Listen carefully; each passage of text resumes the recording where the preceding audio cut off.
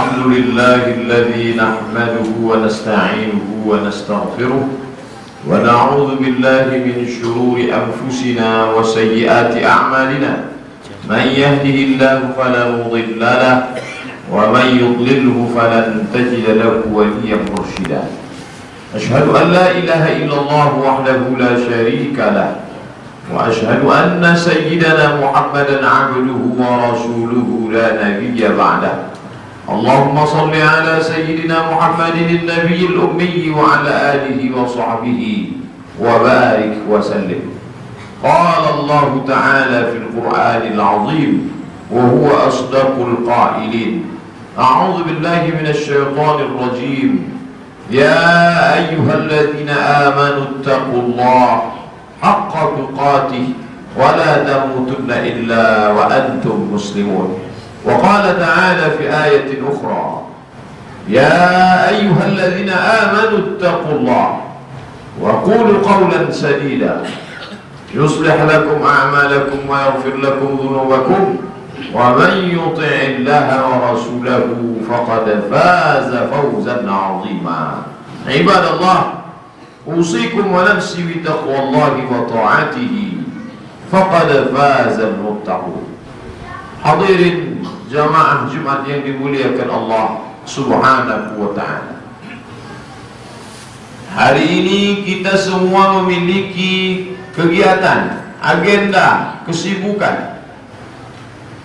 Ada yang bekerja di toko, di kantor, di kebun, dengan berbagai macam aktivitas kita.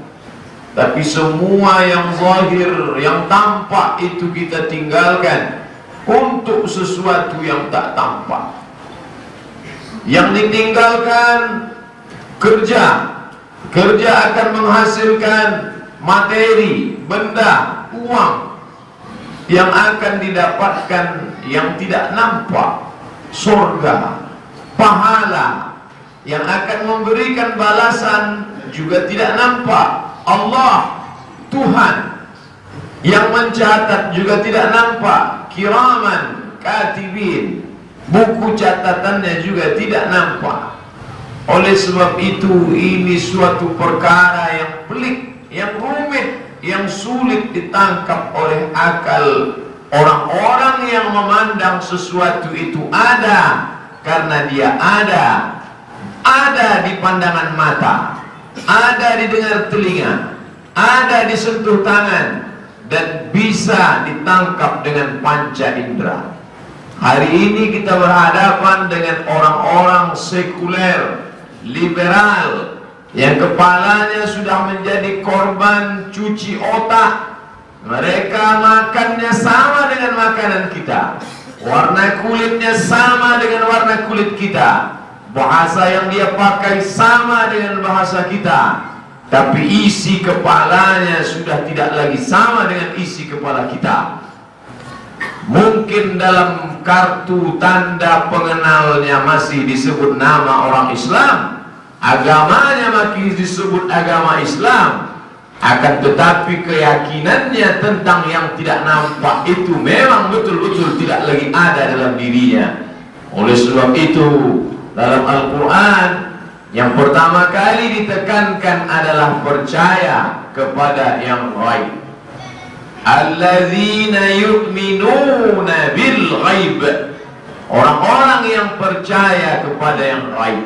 Sebelum Al-Quran bercerita tentang sholat, sebelum bercerita tentang zakat, sebelum membahas tentang hari kiamat, yang pertama kali yang menjadi pembahasan adalah A'udzu billahi minasyaitonir rajim. Bismillahirrahmanirrahim. Alif lam mim. Dzalikal kitabu la raiba fih. Itulah Al-Qur'an yang tidak ada keraguan di dalamnya. Al-Qur'an itu menjadi kitab petunjuk, hudan lil muttaqin, bagi orang yang takwa. Siapa orang yang takwa itu? Alladzina yu'minuna bil ghaib. Dia percaya kepada yang ghaib. Malaikat yang mencatat amal kita ghaib. Buku catatan dan penanya ghaib. Allah yang kita sembah maha ghaib. Surga yang akan kita masuki ghaib. Tapi Tapi hari ini kita datang dan kita percaya bahwa semua itu ada. Itulah iman. Orang-orang tua kita sudah berhasil memasukkan itu ke dalam kepala kita hari ini. Pertanyaannya, apakah kita berhasil menanamkan iman itu ke dalam kepala anak cucu kita di masa akan datang? Kita akan melihatnya 20 tahun lagi. Ini bukan seperti menanam tanaman di kebun yang subur, tanpa disiram daunnya menghijau, harum semerbak wangi. Ini adalah menanamkan akidah, menanamkan keyakinan bahwa kita akan mati dan kita akan hidup lagi di hadapan Allah, dan Allah akan memasukkan ke dalam neraka jahanam bagi orang yang melakukan perbuatan dosa. Dan orang yang diberikan hidayah melakukan iman dan amal soleh, maka Allah memberikan dia surga Jannatun Naim. Semua itu omong kosong, kata orang kafir. Mereka mengejek, mengolok-olok. Dulu Abu Jahal, Abu Lahab membuktikan cakap mereka dengan kata-kata hinaan. Tapi hari ini mungkin lidah tidak bicara, tapi tulisan di internet, berita yang disebarkan melalui media sosial masuk ke dalam kepala anak-anak muda kita. Pertama kali mereka membaca merasa aneh, kedua kali diam-diam dia mulai mengakui, hari ketiga diam-diam dia mulai menyebarkan kepada teman-temannya. Begitulah proses kebatilan itu masuk ke dalam anak-anak muda kita.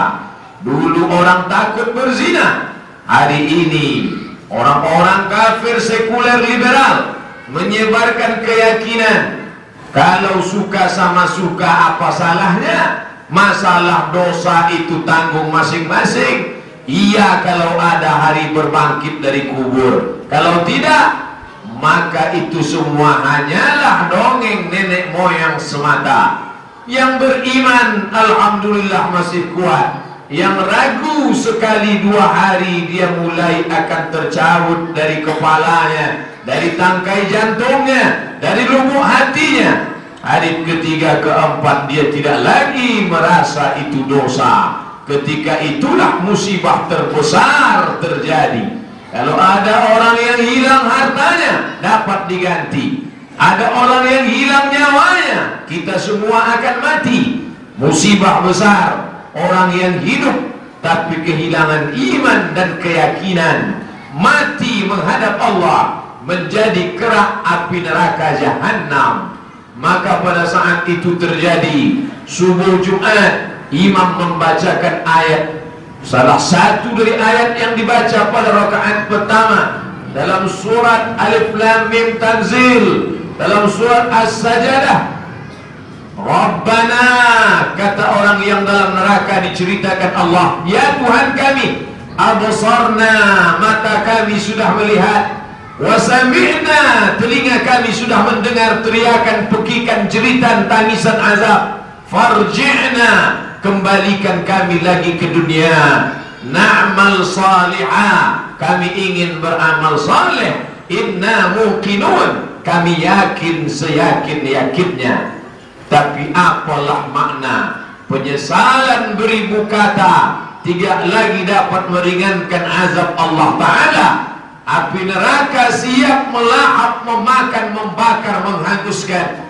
Kullama nadhidat juluduhum, setiap kali kulit mereka gosong, hancur, terbakar, matang, badalna juludan ghairaha, kami ganti dengan kulit yang baru. Setiap kali hancur, luluh, terbakar, kami ganti dengan kulit yang baru. Liyadhuqul azab, supaya mereka merasakan sakitnya azab yang sudah disediakan Allah Subhanahu wa Ta'ala untuk orang-orang yang tidak percaya kepada yang gaib ini. Oleh sebab itu, jika hari ini masih ada tersisa di dalam hati kita percaya kepada malaikat yang gaib, percaya kepada neraka yang gaib, percaya kepada surga yang gaib, dan percaya kepada Dia yang Maha Gaib, Allah Subhanahu wa Ta'ala, maka bersyukurlah, karena itulah yang dapat menyelamatkan kita dari azab Allah Subhanahu wa ta'ala. Bagi yang sudah ada rasa itu di dalam hatinya, jangan merasa senang gembira, karena sampai akhir hayat kita masih terus akan tetap diuji. Ada yang lulus iman raibnya karena dengan nikmat banyak dia bersyukur, tapi berapa banyak dengan nikmat yang besar itu justru dia kufur. Ada yang lulus diuji dengan kemiskinan, tapi manakala dilapangkan rezekinya, melayang imannya, lupa dia kepada yang maha baik, maka pada saat itulah dia terjerumus ke dalam dosa yang amat sangat besar, memasukkan dia ke dalam neraka jahanam, khalidina fiha abada, kekal selama-lamanya. Hari ini kita dipertontonkan, telinga kita didengarkan tentang ucapan-ucapan orang yang tidak bertuhan, yang mulutnya mengatakan kami manusia percaya kepada Allah, tapi bukti perbuatannya sehari-hari tidak mencerminkan orang-orang yang meyakini bahwa sesudah mati ini dia akan hidup lagi, dia akan diminta pertanggungjawaban di hadapan Allah. Setiap langkah kakinya, setiap ayunan tangannya, setiap kedipan matanya, setiap bisikan hati dan kepalanya, semua akan diminta pertanggungjawaban dalam buku catatan yang nyata. Allah mengatakan dalam surat Al-Isra juz 15, Iqra, bacalah. Hari ini kita dikatakan Iqra, baca Al-Quran. Hari itu kita tidak lagi disuruh membaca Al-Quran. Iqra, apa yang akan kubaca? Iqra kitabak, baca buku catatan perbuatanmu, print out yang dulu pernah kau lakukan selama di dunia. Ketika buku catatan itu dibuka dan dibaca, matanya melotot tidak percaya, hatinya berkata ini bukan punya saya. Rabbana, hai Tuhan kami, mengapa ini terjadi? Mali hadzal kitab, mengapa buku ini la yughadiru saghiratan, semua yang kecil-kecil, wala kabiratan, semua yang besar-besar, illa ahsaha, semua tercatat dalam buku catatan yang nyata. Kenapa ini ada? Kenapa ini nampak di depan mata?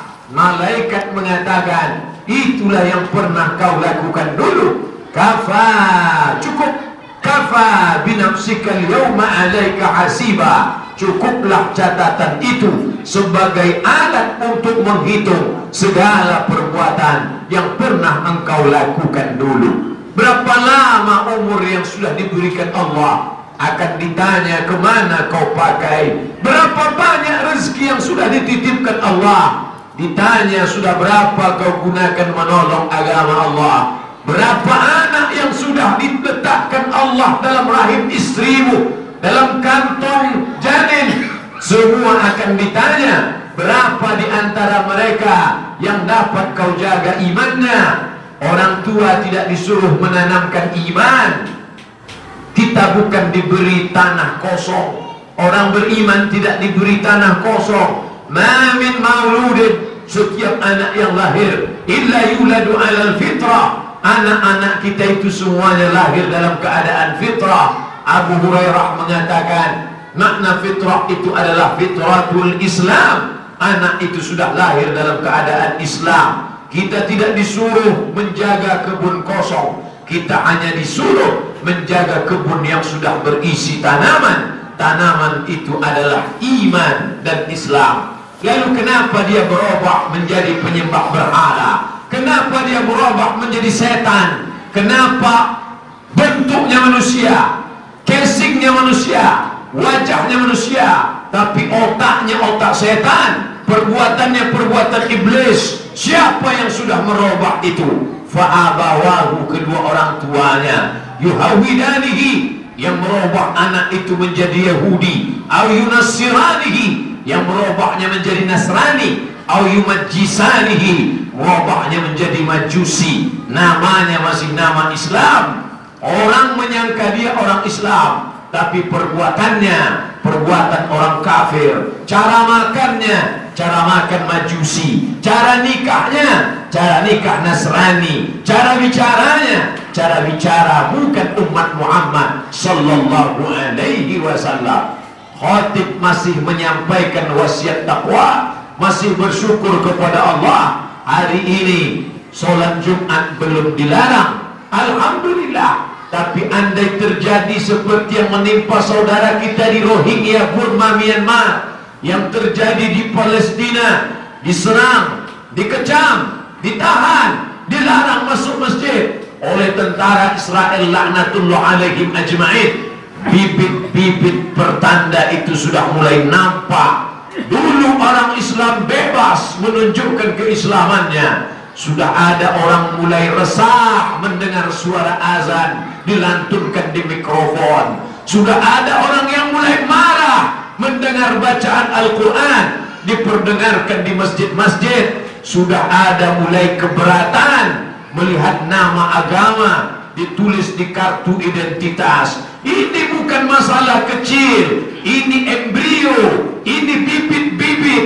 Bila tahun 2016 ini mulai ada bibitnya, dia akan bertahun, berbatang, bertunas, bersilih ganti tahun. Dia akan terus tumbuh. Tidak dikhawatirkan bagi orang yang tak beriman, tapi orang yang ada iman dalam hatinya. Apa yang dilakukan orang-orang yang mengikuti perbuatan umat Nabi Lut, dulu mereka dihujani dengan batu, mati dalam keadaan azab Allah. Hari ini mereka berani menunjukkan identitas diri, menantang di dalam televisi, menantang hukum Allah. Mana itu bukti Al-Quran? Apa maknanya? Tanggung jawab anak-anak muda kita 20-30 tahun akan datang 10 kali lipat lebih berat dari kita sekarang. Ada orang tua yang ingin meninggalkan kebun yang lebar untuk anaknya, tidak salah. Ada yang ingin meninggalkan harta emas pada putrinya, pun tidak salah. Tapi ingat, itu semua bila tidak dibarengi dengan ilmu agama, keyakinan tentang yang gaib, kita khawatir dia akan hanyut dalam ombak yang besar. Karangnya tajam, anginnya puting beliung, dia mati dalam keadaan tidak membawa iman. Bila hari ini kita salat berjamaah Jumat di rumah Allah ini dengan penuh popat sesak dan padat, apakah ini akan terjadi pada anak cucu kita di masa akan datang? Yang menjawabnya adalah apa yang kita tanamkan hari ini kepada generasi kita yang akan datang. Barakallahu li wa lakum fil Qur'anil azim wa nafa'ani wa iyyakum bima fihi minal ayati wa dzikril hakim wa taqabbala minni wa minkum tilawatahu innahu huwal ghafurur rahim.